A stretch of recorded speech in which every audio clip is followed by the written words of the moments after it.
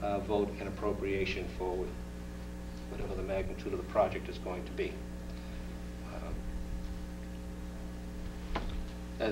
Just to reiterate, in relation to question 1, we have a figure appropriated by town meeting for $4.8 million, so that if it's acted on favorably, we can move forward with the project. Question 2, the way that it's currently structured, we don't have favorable action from town meeting, therefore we cannot move forward on the project until town meeting takes favorable action. And I'm trying to think what the time constraints are in relation to the debt exclusion vote and then a town meeting vote. Is it a year? It's from town meeting to the vote, I think it's 90 days. It used to be 45 days, now it's been... From town meeting to the vote, but I don't know what it is from the vote to town meeting. Right. You know, I think we have to, there are certain time constraints that we'd have to move forward in. Yes? I just have to ask this question. What happens if we go to town meeting and the numbers aren't accepted? Well, then you're back to square one. Okay. That's a dead issue. I didn't realize that. I mean, you have to have an appropriation by town meeting in order to go forward with any building project. So And then we're doing building this in project 3 steps as opposed to, we should have probably done it in 2. In the past, we have done it in 2. You go to town meeting first, get the appropriated amount, and then you go to the general public for a debt exclusion vote and move forward with the project. That's what we've done with the high school renovation 10 years ago. This is what we've done with the little school and the Hood school renovations. We've gone to town meeting first, got favorable action, pinned down the number, and then gone to the voters. In this particular case, the board saw fit to put this question forward for consideration of the general public.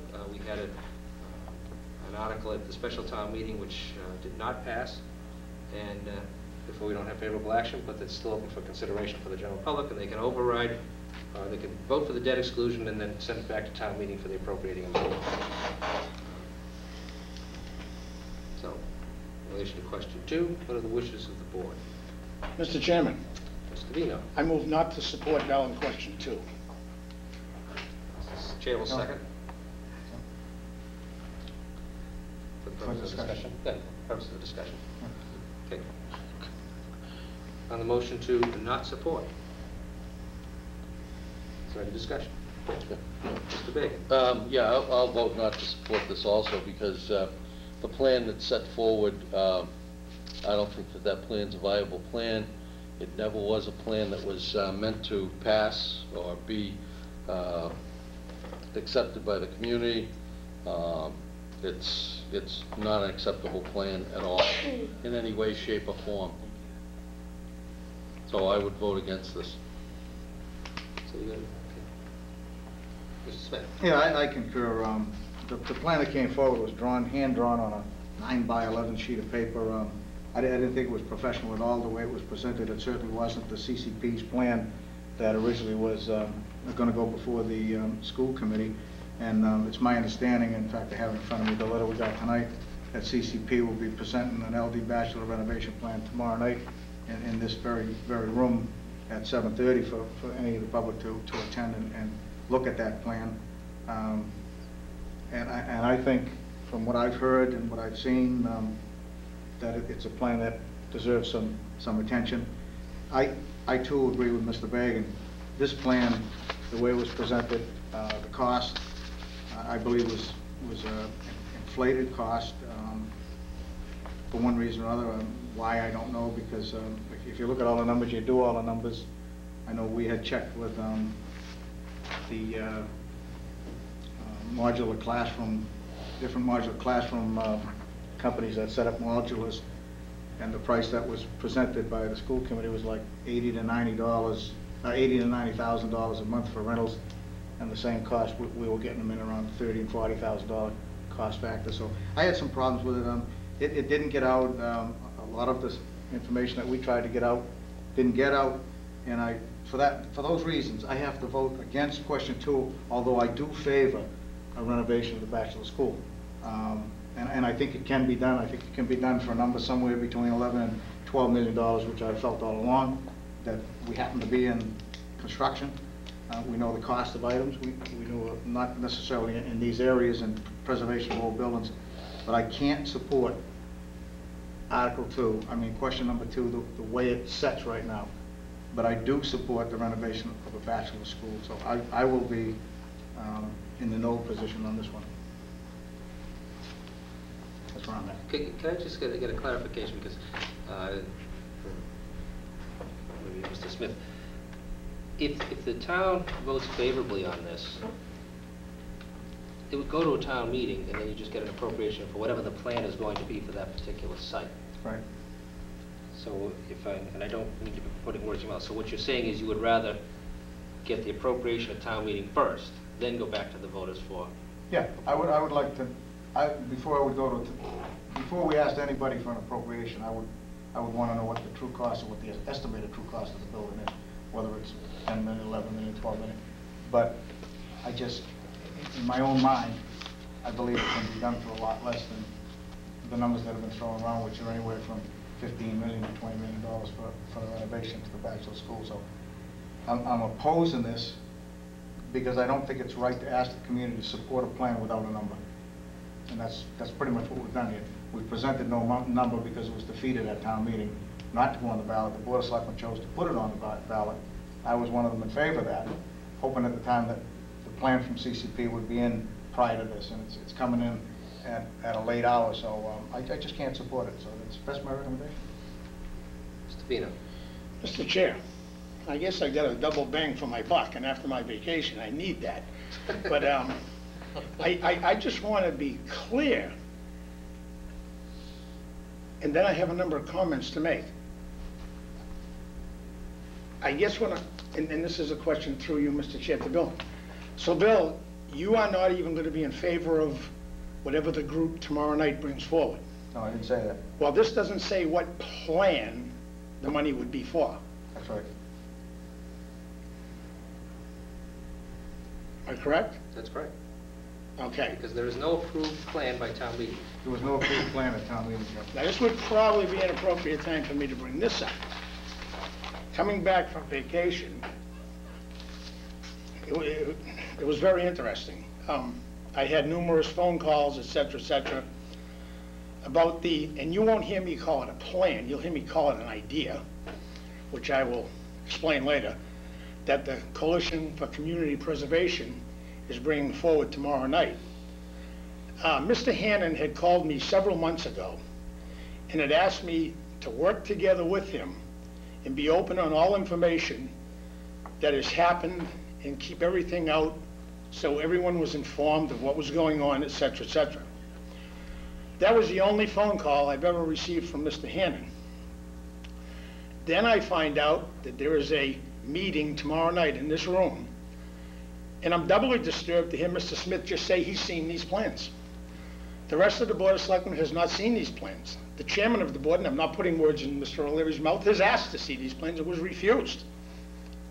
Now, I'm not saying we are special people in any way, but if this group truly wants to work with other boards and committees, we should have gotten these plans long before tomorrow night. At a minimum, they should have been here tonight. I'm sure we would have given them time to make a presentation. So I have to look at it this way.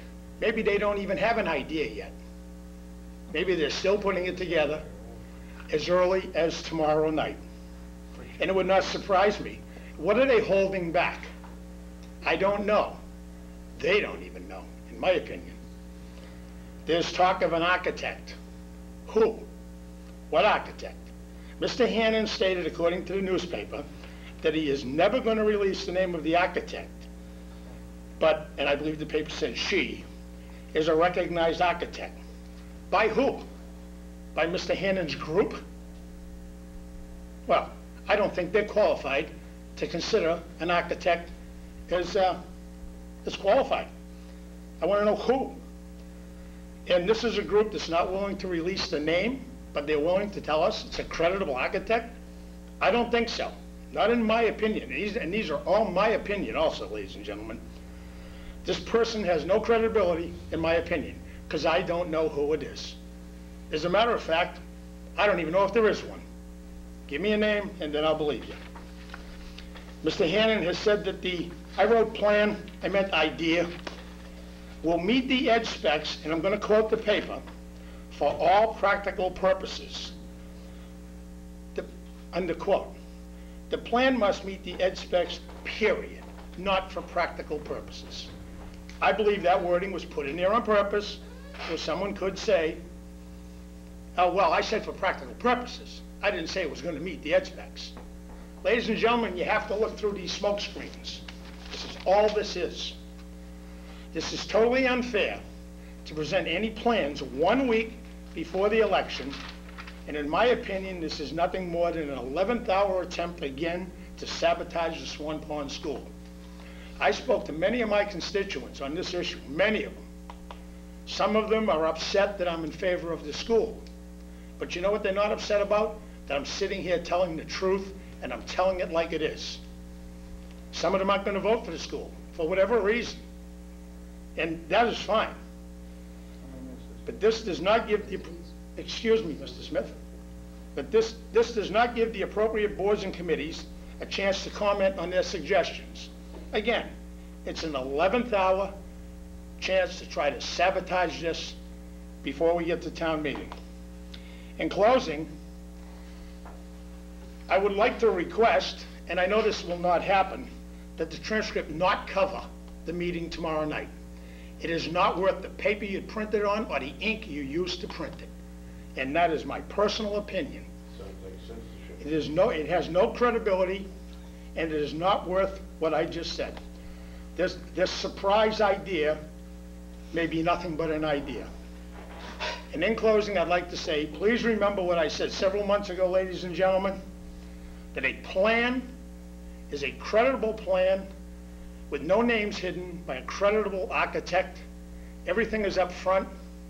An idea is an idea with no figures attached to it other than, I think it will cost.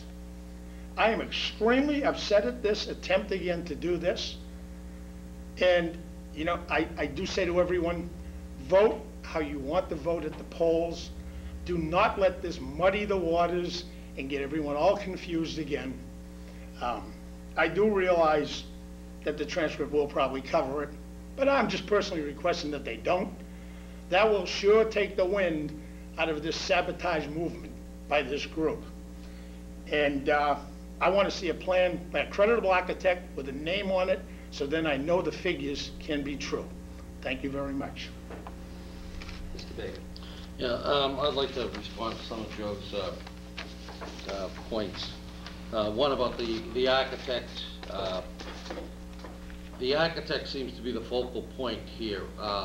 This is not a feasibility study. As you said, it's an idea, it's a plan that's coming forth. It's been designed by a credible architect. The architect's name is not coming forward because of what happened with Mr. Alexander, and he was supposed to be part of the original Batchelder plan. He was pushed aside. He was not consulted as he was supposed to be with Todd Lee, and that's why, quite frankly, architects would shy away from having their name used in association with this plan until it comes to fruition. Tomorrow night there's going to be a presentation here. It's going to be done by Dr. Ellen Glue and Dr. Stephen Schuler. There will be drawings, more than a cocktail napkin drawing. I think people will be very pleased at the compactness of the building, the sympathy that it has with the current structure. We also, ed specs. Interesting you brought that up, Joe, because the state has ed specs, and there's a group in Colorado that has ed specs. Our school committee has decided to go with the group from Colorado, and at the meeting of the school assistants, SBAB, School Building Assistance Board, thank you. Christine Lynch, who was sitting next to me, made the comment that the 1,000 square feet in construction of classrooms in east of the Mississippi is not recommended because we have land constraints. These, as far as the state goes, the state is 900 plus in that area. All of these classrooms are 900 plus. Most of them are very close to the 1,000